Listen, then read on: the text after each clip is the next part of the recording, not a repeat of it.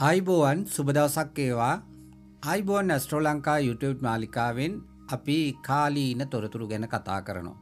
එතකොට අපි විශේෂයෙන්ම කතා කරන්නේ පැරණි පුරාණ දැනුම් පද්ධතියයි නූතන දැනුම් පද්ධතියයි ගලපගෙන සමාජයේ යහපත් කරගන්නේ කොහොමද? මේ ශාස්ත්‍ර වලින් ප්‍රයෝජනවත් ගන්නේ කොහොමද කියන කාරණේ තමයි කතා කරන්නේ. එතකොට මම මේ කතා කරන කාරණා සම්බන්ධයෙන් ගොඩාක් දුරට න්‍යායාත්මක පදනමක් සහ ශාස්ත්‍රීය පදනමක් ඇතුව තමයි කතා කරන්නේ. ඒ කියන්නේ ඔබට ඒ බව තහවුරු කරගන්න පුළුවන් එක කාරණයක් තමයි මීට කලින් මම මේ කාරණා සම්බන්ධයෙන් මේ නාලිකාවෙම කතා කරලා තියෙනවා. ජනාධිපතිවරණ ගැන, ඒ වගේම රාජ්‍ය නායකයෝ ගැන, රටේ කාලෙන් කාලට සිදුවෙන සිදුවීම් ගැන කතා කරලා තියෙනවා. දෙවැනි කාරණේ තමයි මේ ගැන ඔබට තව දුරටත් තහවුරු කරගන්න අවශ්‍ය නම් ඔබට පුළුවන් ඇස්ට්‍රෝ විත් නයන YouTube නාලිකාවට ගිහිල්ලා ඒ තුලත් සඳහන් කරලා තිනවා කොහොමද මේ ශාස්ත්‍රීය පදනම සංකල්ප න්‍යාය ගොඩනගලා තියෙන්නේ කියලා. අන්න ඒ තුලත් තියෙනවා පාඩම් 70ක් වගේ. එතකොට මෙන්න මේ කාරණා තුලින් ඔබට මේ පුරාණ දැනුම් පද්ධතියත් නවීන දැනුම් පද්ධතියත් සම්බන්ධයෙන් ප්‍රාමාණික දැනුමක් ලබා ගන්නට පුළුවන්.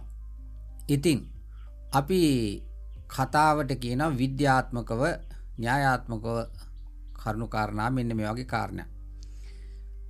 සෑම ක්‍රියාවකටම ප්‍රතිවිරුද්ධ ක්‍රියාවක් තියෙනවා කියලා කියනවා. ඒක විද්‍යාත්මක කතාවක්. ඒක කියන්නේ අයිසැක් නිව්ටන් මහත්මයා. එතකොට අපි ධර්මයෙන් ගත්තම කියලා තියෙනවා අපි කලකම් පළ දෙනවා කියලා. ඒ කියන්නේ අපි කරපු දේවල් වල ප්‍රතිඵල ලැබෙනවා. සමහර විට දිට්ඨ ධම්ම වේදනීය වෙන්නත් පුළුවන්. නැත්තම් වෙනස් ආකාරයෙන් වෙන්නත් පුළුවන්. එහෙමත් සටහන් වෙනවා. තව ආකාරයකට සඳහන් වෙනවා අපි සාමාන්‍ය මිනිසු කියනවා අපි වපුරාගත්ත දේ නෙලා ගන්න ඕන කියලා. තනකොළ වපුරලා අපිට වී ගන්න බෑ. මුං වපුරලා අපිට තල ගන්න බෑ. ඒ කියන්නේ අපි වපුරපු දේම තමයි අපිට ලබා ගන්නට වෙන්නේ.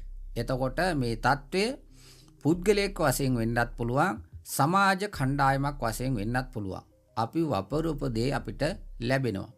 අන්නේ වපුරපු දේ නෙලා ගන්න තමයි කාලෙන් කාලෙට පරිවර්තන සමාජ වෙනස් වීම නිර්මාණය වෙන්නේ. අපේ රාජ්‍ය නායකයෝ බිහි වෙන්නේ අපිව පාලනය කරන්න, අපිව හසුරුවන්න බිහිවන්නේ අන්නේ කාරණාත් එක්ක. ඉතින් මෙන්න මේ කාරණා ජ්‍යොතිෂ ශාස්ත්‍රයේ තුල විග්‍රහ කරලා තියෙන ලෝකායතන ජ්‍යොතිෂය තුල. ඒ වගේම ජ්‍යොතිෂය සම්බන්ධයෙන් යම් ආකාරයක අවබෝධයක් තියෙන කෙනෙකුට මේ වාගෙන් යම් කිසි පාඩමක් ඉගෙන ගන්නට පුළුවන්. අන්න ඒ වගේ කාරණයක් ගැන තමයි කතා කරන්නේ. ඔබ වර්තමානයේ තුල සවිඥානික ඉන්නවා නම්, සමාජයේ ප්‍රවෘත්ති දෙස බලනවා නම්, මාධ්‍ය දෙස හැසිරලා බලනවා නම් ඔබට යට ගිය සිදුවීම් නැවත ඉස්මතු වීමක් වෙනවා. ඔබට මතක ඇති පහුගිය කාලේ කාරණයක් මතුවුණා. ඒ කාරණේ තමයි 1988 ලංකාවේ සිදුවෙච්ච යම් කිසි ඝාතන රැල්ලක් සම්බන්ධයෙන් නැත්නම් අපරාධ රැල්ලක් සම්බන්ධයෙන් කරුණු කාරණා මතුවුණා. ඒක මතු කරේ විදේශ මාධ්‍යයක්. ඔබ දන්නවා ඇති අල් ජසීරා මාධ්‍ය නාලිකාව හරි කවුරු හරි ඔන්න වගේ නාලිකාවක තමයි මතුවෙන්නේ. බටලන්ද ගැන මතුවෙනවා. එතකොට මේ බටලන්ද ගැන ඇයි එහෙම කරුණු කාරණා මේ කාලේ මතුවෙන්නේ? අන්නේ ඒ ගැන අපි අවධානය යොමු කරන්නටත් ඕන. ඊට අමතරව මීට පසුගිය කාලෙත් අන්න ඒ වගේ කරුණු කාරණා මතුවෙනවා. යුද්ධයෙන් පස්සේ කාලේ රටේ සිදුවෙච්ච දේවල් සම්බන්ධයෙන් කතිකාවක් සමාජයේ ගොඩනැගිලා තියෙනවා. එතකොට මේ කතිකාවල් දෙකට පුද්ගලයෝ දෙන්නේ සම්බන්ධයෙන් සාකච්ඡාවට භාජනය වෙනවා. 88 89 කාලේ බටලන්දේ වෙච්ච ඒ ඛේද වාචකයේ සම්බන්ධයෙන් වගකීම යුත්තේ ගැන සඳහන් වෙනවා. ඒ වගේම යුද්ධයෙන් පසු කාලේ ඒ සමාජයේ වෙච්ච සිදුවීම් සම්බන්ධයෙන් වගකිය යුතු යයි සඳහන් කාරණයක් මතුවෙනවා. පුද්ගලයෝ ගැන සමාජයේ කතිකාවක් පත් වෙනවා. එතකොට අන්න ඒ පුද්ගලයෝ දෙන්න ගැන තමයි අද වීඩියෝ එකකින් කතා කරන්නේ. එතකොට 1988 සම්බන්ධයෙන් අන්න ඒ පුද්ගලයා ගැන කතා කරනකොට ඒ පුද්ගලයා උප්පත්තිය ලබන්නේ මීන ලග්නයෙන්. එතකොට මීන ලග්නේ උපන් මේ පුද්ගලයාට විශේෂ යෝග ගණනාවක් තියෙනවා. එකක් තමයි අපි ගත්තම ඒ මීන ලග්නේ සිකුරු ලග්නේ ඉන්නවා. අන්න සිකුරු ලග්නේ ඉන්න එකකින් එකක් තමයි පංචමහා පුරුෂ යෝගයක් වෙන මාලවී යෝගයත්, ඒ වගේම මහෝෂධ යෝගයත්. ඒ කියන්නේ මීන රාශියේ සිකුරු උච්ච බලයෙන් සිටීමේ මහෝෂධ යෝගයත් යෙදිලා තියෙනවා. ඊට පස්සේ මේ පව්කම් කරන්න, දුෂ්ටකම් කරන්න, කෙනෙහිලිකම් කරන්න හිතේ තද ගතිය, දැඩි ගතිය ඇති වෙන යෝගයකුත් තියෙනවා. අන්න ඒකට කියන රවි කුජ යෝගයත් තියෙනවා. ඒ වගේම තමයි රවි සිකුරු යෝගයක් තියෙනවා රසය විඳින්න. එතකොට මෙන්න මේ කෙනාගේ තව විශේෂයක් තියෙනවා ලෞකිකත්වයට නැත්නම් අනුකම්පාවට, දයාවට වගේ කියන ග්‍රහය, ගුරු ග්‍රහය නීච වෙලා ඉන්නවා. ඔන්න ඔය කරුණු කාරණාත් එක්කම ජනතාවගේ බලය නියෝජනය කරන සෙනසුරු සිංහ රාශිගත වෙලා ඉන්නවා, සතුරු රාශිගත වෙලා ඉන්නවා.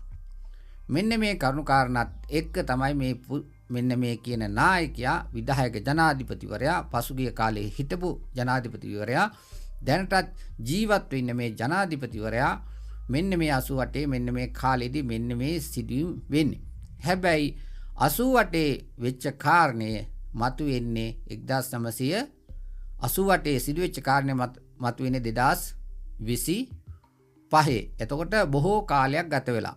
ඒ කියන්නේ 2000 වෙනට අවුරුදු 12යි, 25යි, 12යි අවුරුදු 30කටත් වැඩි, 35කටත් වැඩි කාලයක් ගත වෙලා තමයි ඒ කාරණේ මතුවෙන්නේ. ඒ ගැටලුවට ඒ ඇති කරපු සමාජ ව්‍යසනයට වද විඳින්න, දඩුවම් විඳින්න කාලය දෙන්නේ මෙන්න මේ කාලේ. එහෙම වෙන්නේ ඇයි? මෙච්චර කාලයක් සැඟ වෙලා හිටියේ ඇයි? මෙච්චර කාලයක් සැඟ වෙලා හිටිය කාරණේ තමයි මීන ලග්නේ 12 වෙනි අධිපති වෙච්ච සෙනසුරු ඉන්නේ ගත්තම 6 වෙනි. අන්න අපි ඒ දෙයට කියනවා මොකක්ද කාරණේ? මේකට කියනවා මේ විමලා යෝගය.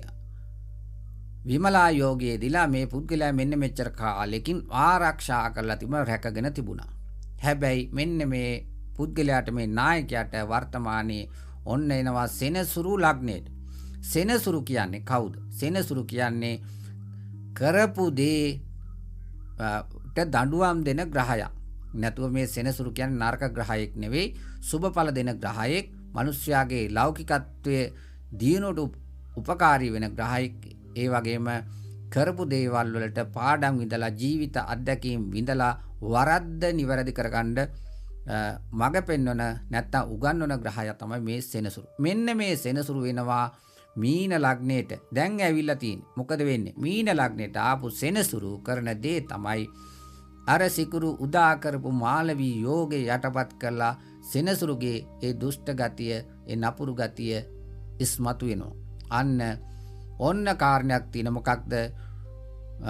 හිරේ දාන්න බැරි, චෝදනා කරන්න බැරි යෝගයක් තිබුණා. ඒ යෝගේ තමයි විමලා යෝගය. අන්න ඒ යෝගයේ තුලින් තමයි මෙච්චර කාලයක් සැඟ වෙලා හිටියේ, ආරක්ෂා වෙලා හිටියේ. අන්න ඒකට දඬුවම් දෙන්න ඇවිල්ලා ඉන්නවා, කලකම් පළ දෙන්න ඇවිල්ලා ඉන්නවා සෙනසුරු ලග්න ගත වෙලා ඉන්නවා. අන්න මේ කාලේ මෙන්න මේ කෙනාට පවතින්නේ දසාව වශයෙන් ගත්තම බුධ මහා දසාවේ රවි අතුරු දසාව තමයි පවතින්නේ. එතකොට රවි කියන්නේ 6 වැන්නේ සිටි ග්‍රහය. එතකොට 6 වැන්නේ තමයි සෙනසුරු සතුරු වෙලා ඉන්නේ. එතකොට 6 වැන්නේ සෙනසුරු සතුරු වෙච්ච කෙනා ඔන්න දැන් ලග්නයට ඇවිල්ලා ඉන්නවා, මහා දසාවත් ඇවිල්ලා ඉන්නවා. ඔන්න දඬුවම් විඳින්න වෙන කාලයක් තමයි ඉස්සරහට උදා වෙන්නේ. හැබැයි විශේෂ කාරණයක් තියෙනවා. බුධ ක්‍රියාත්මකයි. බුධගෙන් ගැලවීමටත් හැකියාව තියෙනවා. බුධගේ බුද්ධිය තුලින්, තීක්ෂණ නුවණ තුලින්, මනා දැනුම තුලින් මේකෙන් ගැලවෙන්නත් උත්සාහ කරනවා. හැබැයි යම් කිසි ආකාරයක දඬුවමක් නම් විඳින්න වෙනවාම තමයි. හේතුව තමයි 2026 නොවැම්බර් මාසේ 12 දක්වා මෙන්න මේ කාලය පවතිනවා. ඉතින් විශේෂයෙන්ම ගත්තම රාහු මාරුව මැයි මාසේ මැද භාගයේදී සිද්ධ වෙනවා. ඒතකොට රාහු ගමන් කරනවා 12 වෙනිට. අන්න ඒ කාලය තුල මෙන්න මේ කියන කෙනාට වද වේදනා නම් කරපු පව් වලට වන්දි ගෙවන්න වෙන කාලයක් වෙනවා. හරි. අන්න ඒත් එක්කම මා තෝරාගත්ත වර්ෂය 1949. අන්න ඒ 49 තවත් කෙනෙක් අපේ රටේ විධායක ජනාධිපති වෙනවා. 49 උපන් කෙනෙක් තමයි විධායක ජනාධිපති වෙන්නේ. ඒ ජනාධිපතිවරයා වෙන්නේ වෘශ්චික ලග්නෙන්. අන්නේ වෘශ්චික ලග්නෙන් උපන්නේ ජනාධිපතිවරයාගේ සඳු සමග රාහු ඉන්නේ පස්වැන්නේ මේ වෘශ්චික ධනු මකර කුම්භ මීන. අන්නේ ජනාධිපතිවරයාටත් තිබුණා යෝගයක්. මොකක්ද? කරපු දේවල් වලින් ආරක්ෂා වෙන්න හිරේ නොයන්න තිබුණා අවස්ථාව. අන්න ඒ අවස්ථාව තමයි අපි ගත්තම එතුමාණන්ගේ ඒ නායකයාගේ මේ ගත්තම සිකුරු අටවැන්නේ තුලා වෘශ්චික අන්න 12 වෙනි අධිපතිය අටවැන්නේ වීම නිසා විමලා යෝගය උදා කරලා තියෙනවා. අන්න ඒ කට්ටිය චෝදනා කරන හිරේ දාන්න විලංගු දාන්න වද බන්ධන වලට ලක් කරන්න බෑ. අන්න ඒ වගේ පරිවර්තන යෝග දෙකකින් සමන්විත නායකයෝ දෙන්නෙකුටම මෙන්න මේ කාලේ සෙනසුරු ඒ රාෂ්ට්‍රක අපල ගත වෙන කාලයක්. ඔන්න අන්න ඒ කෙනාට අර මං කලින් කිව්වා වගේ අන්න ඒ කෙනාගේ සිංහ රාශියේ රවි සතුරු වෙලා තමයි ඉන්නේ. ඒ වගේම ගුරු නීච වෙලා තමයි ඉන්නේ. අන්න ඒ කෙනාටත් සෙනසුරු ජන්ම ඒ රාෂ්ට්‍රක අපලය ඵල දෙන කාලයක්. අන්න ඒතොර ළඟ ඉන්න අය ඈත් වෙනවා. තමාගෙන් උදව් ගත්ත අයත් තමාට ද්‍රෝහි වෙනවා. තමාව පාවා දෙනවා. අන්න ඒ නිසා ලොකු ගැටලුකාරී තත්වයකට පත් වෙනවා. එතකොට ඔන්න ජ්‍යොතිෂ ශාස්ත්‍රයේ තියෙනවා මෙන්න මේ විමලා යෝගයේ තියෙන අය හිරේ දාන්න බෑ කියලා කතා කරලා තියෙනවා. මේ සම්බන්ධයෙන් ඉන්දික තොටවත්ත මහත්මත් කරුණු කාරණා කියලා තිබුණා. ගෝඨාභය හිරේ දාන්න බෑ. ඒ වගේම රනිල් වික්‍රමසිංහ මහත්මයා හිරේ දාන්න බෑ, දඬුවම් කරන්න බෑ කියලා. හැබැයි හිරේ දාන්න බැරි වුණත් දඬුවම් කරන්න බැරි වුණත් මෙන්න සෙනසුරු ඒ රාෂ්ට්‍රක අපල කාලයක් තමයි මේ දෙන්නට ඇවිල්ලා තියෙන්නේ. ඒක නිසා මේක මේ කවුරුවත් කරන දෙයක් නෙවෙයි. තමාම කරපු දේවල් වලට තමන්ම කරපු දේවල් වලට ඵල විපාක ලැබෙන කාලයක් බවට පත් වෙනවා. ඊළඟට හොඳට මතක තියාගන්න ඕනි කාරණයක් තමයි මේ සෙනසුරු මාරුව සම්බන්ධයෙන් ගොඩාක් කරුණු කාරණා පලාපල සම්බන්ධ විස්තර ඉදිරිපත් කරලා තිනවා. හැබැයි මතක තියාගන්න ඕනි කාරණේ තමයි සෙනසුරු තාම ක්‍රියාත්මක වෙන්නේ කුම්භ රාශියේ තිබුණ ගති ගුණ. මොකද සෙනසුරු අපි ඵල දෙන්නේ රාශියේ අග භාගයේදී. යම් කිසි රාශියක මුල් කොටසේ මුල් අංශක 10 තුල ඵල විපාක දෙන්නේ රවි සහ කුජ කියන ග්‍රහයෝ. ඊළඟට අපි ගත්තම රාශියේ මැදදී ඵල විපාක දෙනවා ගුරු සහ සිකුරු. එතකොට සඳුයි සෙනසුරුයි ඵල විපාක දෙන්නේ රාශියේ අග භාගයේදී. ඒ කියන්නේ අංශක 20 30 අතර කාලය තුලදී. ඒතර අපිට කියන්න තියෙන්නේ තාම සෙනසුරු ක්‍රියාත්මක වෙන්නේ කුම්භ රාශියේ ගති ලක්ෂණ තමයි ක්‍රියාත්මක කරන්නේ. අන්නේ කුම්භය කියන්නේ සෙනසුරුට මූල ත්‍රිකෝණ රාශියක්, බලවත් රාශියක්. වරදි කරපු අයට දඬුවම් ඵල දෙන කාලයක් තමයි මේ සෙනසුරු බලය අතර ගත්ත කාලය. කම්කරුව බලවත් වෙච්ච කාලයක්. තාම හරියට මෙන්න මේ වගේ. ඔබ යම්කිසි කාර්යාලයක වැඩ කරනවා.